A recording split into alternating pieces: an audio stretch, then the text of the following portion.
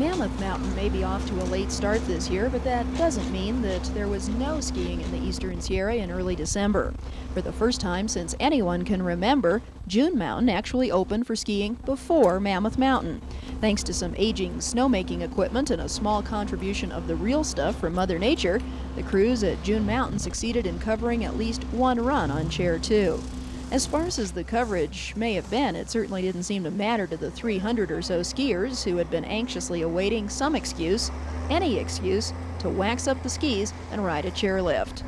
In any other year, it might have been something of a rivalry between Mammoth and June for which area opened first, but this year, it's all in the family, so to speak, the McCoy family, that is. After many years of rumors about Mammoth Mountain owner Dave McCoy purchasing June Mountain, it finally happened. The entire transaction was announced at a press conference earlier in the year when some of the future plans for the new Mammoth June ski resort were discussed. We feel that it's much more than a ski area now. It's a resort. And the town of Mammoth, the town of June, and anything that might happen in between fit into that geographical region, and we're selling a commodity that has a lot of things for people to do. So we've dropped the name ski area and adopted the concept of resort. Under the direction of General Manager Penny McCoy, those plans for a full-fledged resort are now becoming reality. The small group of skiers who turned out for opening weekend benefited from a summer full of hard work by mountain crews. They put their emphasis on the construction of a new chair, Chair 6. Helicopters specially designed to install lifts worked to place the lift towers, precision work for the pilots, and very dusty and dirty work for the guys on the ground.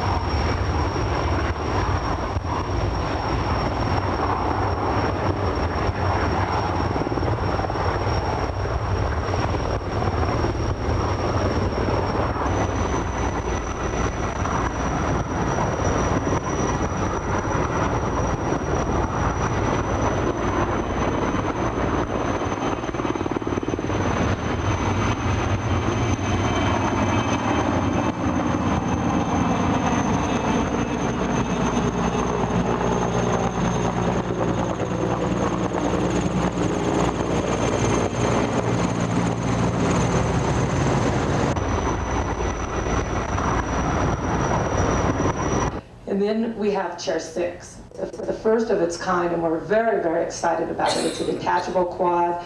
It travels 9,000 feet, which is the longest chair line in California and very possibly the West. The ski back run is 2 miles long. The longest ski back at Mammoth is 2.5, and that takes 2 chair rides. So it's only half a mile longer. And it gives 3,000 rides per hour. What we've done with the addition of this chair and then the tram is doubled the existing uphill capacity of June from 6,000 to 12,000 rides per hour with just 2 lifts. Well, now Chair 6 is just about completed. It's being tested and should be open by mid-January.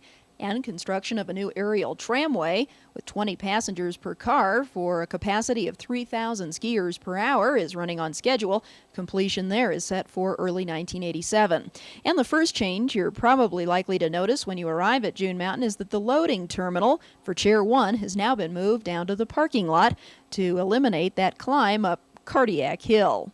Well, skiers at June Mountain have come to expect a lower-key ski experience than Mammoth. June has become known for the smaller, more family-oriented resort that it is.